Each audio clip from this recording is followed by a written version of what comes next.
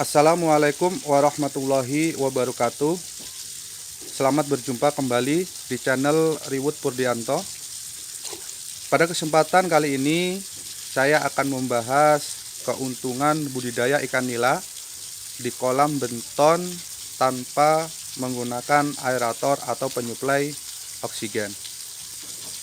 Teman-teman para pecinta budidaya ikan nila, pada sore hari ini saya sedang melakukan pergantian air di kedua kolam saya, di mana kolam ini terbuat dari beton dan sistem pemeliharaannya menggunakan sistem air tenang, atau kata lainnya sistem tanpa menggunakan penyuplai oksigen seperti aerator, pompa air, kincir air, atau alat penyuplai oksigen yang lainnya.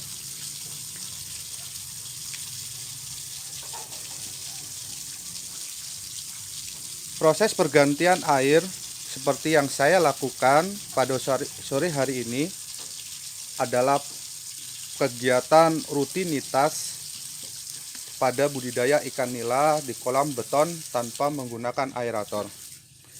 Karena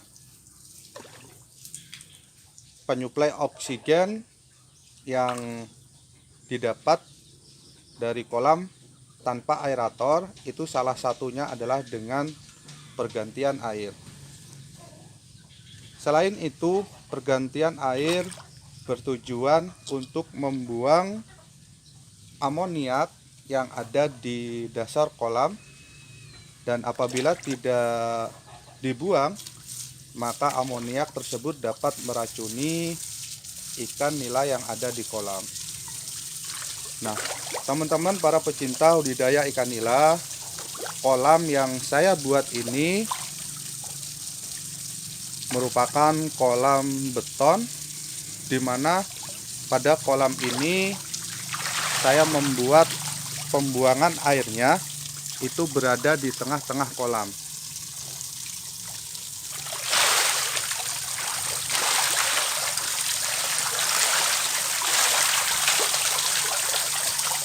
Oke teman-teman, ini adalah lubang pembuangan yang berada di tengah-tengah kolam, dan bentuknya agak mengkerucut ke tengah.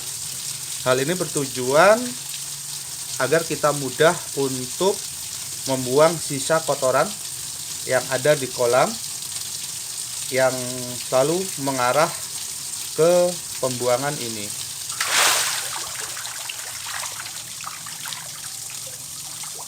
Untuk kolam yang satu ini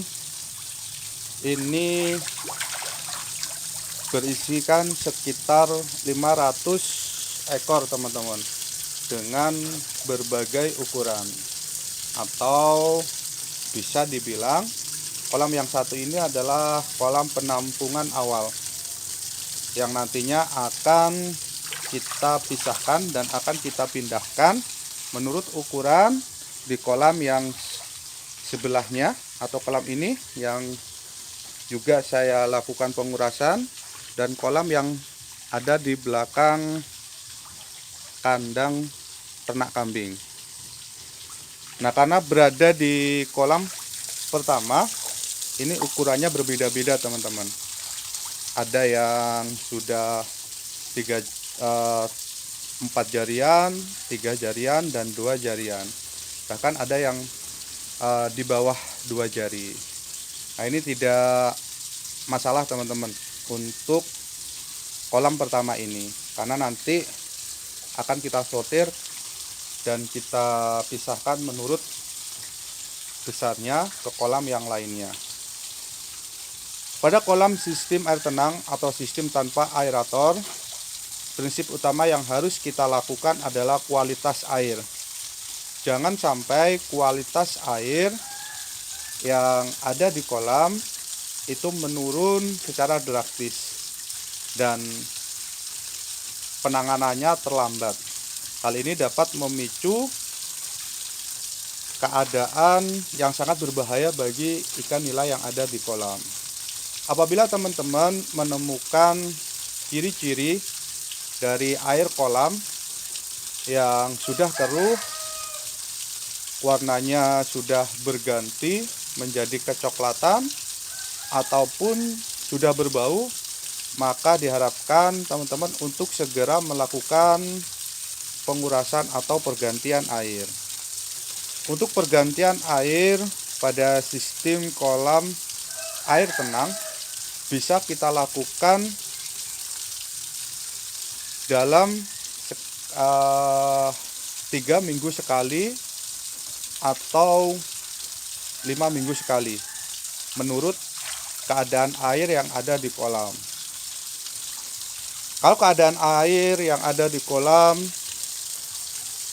lebih parah lagi, maka bisa kita lakukan pengurasan selama 2 minggu sekali teman-teman.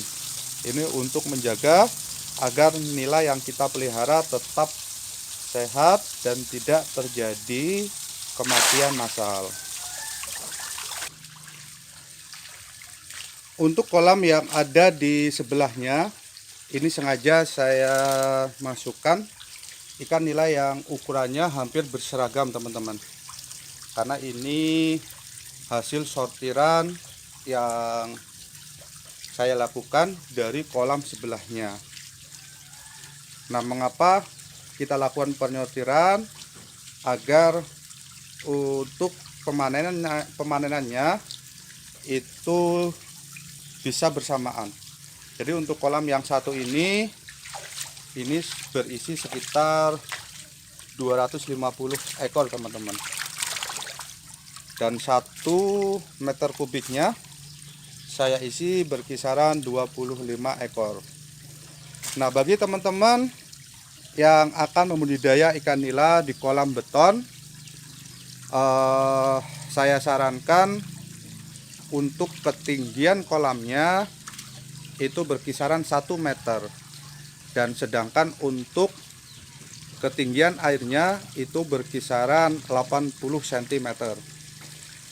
Nah, memang untuk ketinggian air yang ideal pada budidaya ikan nila itu antara 70 hingga 80 cm pada kolam beton. Nah, ini ada perbedaan ukuran antara kolam satu dan kolam yang satunya teman-teman.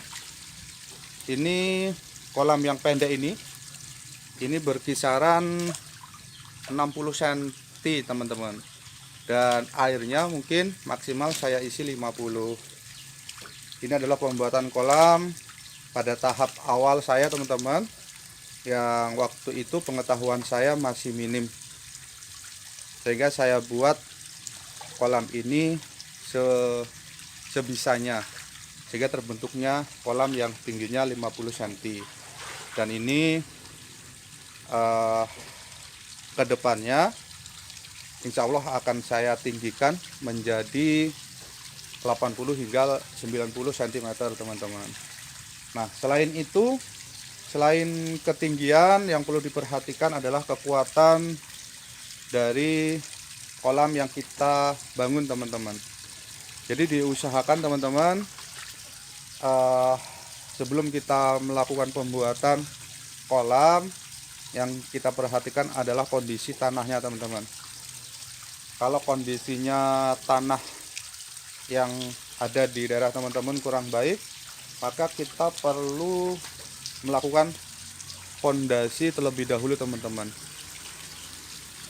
agar kekuatan kolamnya bisa terjaga. Nah, ini seperti kolam yang satu ini teman-teman. Kolam yang satu ini pernah mengalami pecah teman-teman, karena fondasinya kurang kuat, dan di daerah kami itu tanahnya tanah gambut, sehingga perlu adanya fondasi yang kuat. Selain itu, di setiap tengah kolam itu diusahakan kita beri tiang penyangga seperti ini teman-teman, seperti ini, dan yang satunya seperti ini. Nah, ini tujuan agar kolam kita kuat teman-teman. Oke, untuk yang kolam satu ini belum saya ganti ya teman-teman.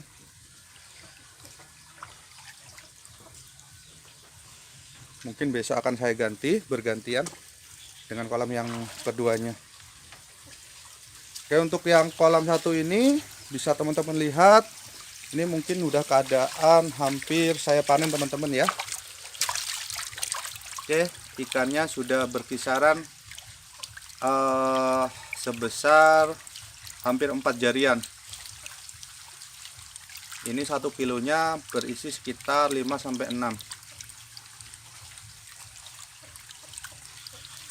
Oke teman-teman, kalau kita dalam proses budidaya ikan nila di kolam air tenang dan berada di kolam air beton atau kolam beton, perlu kita perhatikan lagi adalah keadaan airnya teman-teman. Jadi air yang harus kita gunakan adalah memang air yang kualitasnya bagus teman-teman. Bisa berasal dari air sungai, bisa berasal dari sumber air, bisa berasal dari air bor, air sumur dan lain sebagainya. Yang terpenting adalah kualitas airnya bagus teman-teman. Mengapa demikian?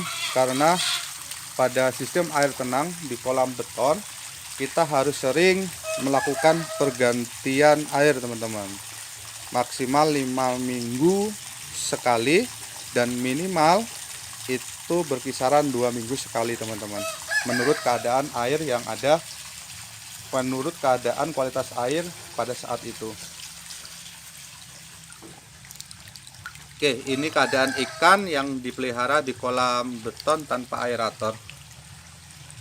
Jadi ikannya bisa besar-besar teman-teman. Dan saya menekuni budidaya ikan nila di kolam beton tanpa aerator ini sudah sekitar 7 tahun ini teman-teman. Dan selama itu pun saya hanya sekali membeli bibit di awal saja. Setelahnya saya melakukan pemijahan tersendiri teman-teman. Oke, mungkin itu video kali ini yang bisa saya bagikan kepada teman-teman. Semoga teman-teman sehat selalu, sukses dalam budidaya ikan nila. Dan saya akhiri, wassalamualaikum warahmatullahi wabarakatuh.